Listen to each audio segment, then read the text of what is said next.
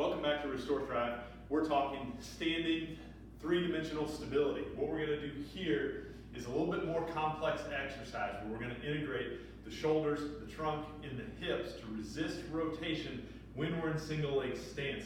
The specific application for this is for our field athletes, for our runners, for people who are finding themselves in very dynamic positions. What we see as a mechanism of injury or irritation around the knee often starts with a lack of stability around the hips and the trunk. So when I get in the stance and my back foot leaves the ground, it's not just the muscles in my thighs, the muscles around my hip and my trunk that keep my knee from collapsing in.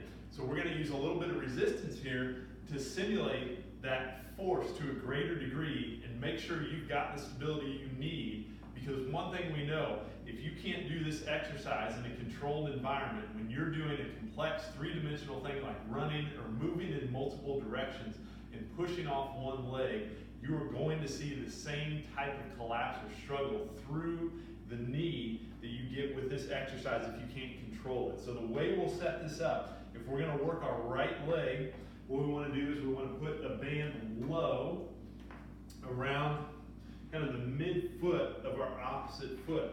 With our free leg, we're going to take a step forward. This is what we call stride stance. It's just a normal step forward. It's not a lunge position.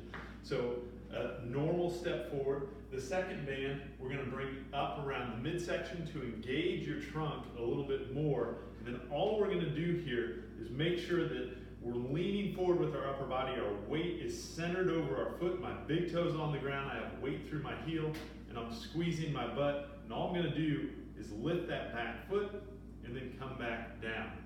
Lift the back foot and come back down. And what you're going to see as I do this is I'm struggling not to let my knee collapse in, because this band on my left foot is pulling my pelvis around it. It's up to my right hip to keep my leg in the right position. Now, if this is too hard to keep from letting the knee rotate, we can get a little bit closer, set up in the same position, get your abs engaged, get your weight centered over your front foot, and it's the same lift, and then come back down. Lift and back down. We should be able to work up to a point where we can do this for 3 to 5 seconds, holding this position and finding that rotation. And this is going to take some practice to master, but it is well worth your time if you're trying to make yourself more robust and resilient for running or for sports.